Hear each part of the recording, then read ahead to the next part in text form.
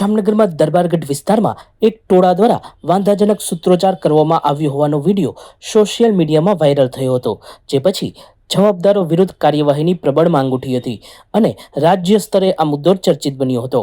આ પ્રકરણમાં પોલીસે 7 શખ્સ વિરુદ્ધ કાર્યવાહી કરી છે. જામનગર શહેર ડીવાયએસપી જયવીરસિંહ ઝાલાએ નોબતને આ અંગે માહિતી આપી હતી.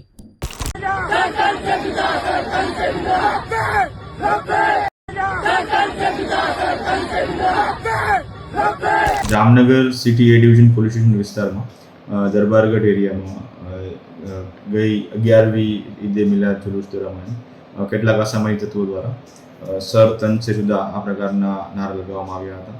જે બાબતનો વિડીયો સોશિયલ મીડિયામાં ઇન્સ્ટાગ્રામ અને ફેસબુક ઉપર જોવા મળતા, જે બાબતે સિટી એ ડિવિઝન પોલીસ સ્ટેશન દ્વારા એ વિડીયોની ખરાઈ કરી અને વિડીયોમાં જે લોકો દેખાતા હોય એ તમામ લોકોના એમાંથી 7 લોકોને આઈડેન્ટિફાઈ કરવામાં આવ્યા છે અને તેમના વિરુદ્ધ ભારતીય ન્યાય સંહિતાની કલમ 196(1)AB તેમજ 353(1)B અને 351(3) મુજબનો એફઆઈઆર દાખલ કરવામાં આવેલી છે.